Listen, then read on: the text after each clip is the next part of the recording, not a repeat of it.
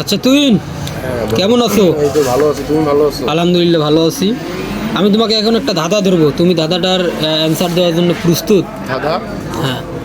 আচ্ছা ভালো থাকি। আচ্ছা, মনে করো যে ইন্ডিয়া এবং বাংলাদেশের বর্ডারের মাঝখানে একটি মুরগি ডিম পারলো। একটি তাহলে মুরগি ডিম পারলো। হ্যাঁ, তাহলে ডিমটি এখন কার? একটি বাংলাদেশ এবং ইন্ডিয়ার বর্ডারের মাঝখানে একটি মুরগি ডিম পারলো, ওই ডিমটা কার?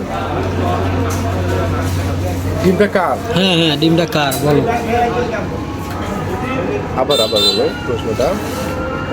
মনে করো যে ইন্ডিয়া এবং বাংলাদেশের মাঝখানে যে বর্ডার আছে, ওই বর্ডারের মধ্যে একটা মুরগি ডিম পারলো। ডিমটা এখন কার? সে ডিমটা কার? ওই ডিমটাই কার? হুম। ডিমটা ডিমটা মুরগির হবে।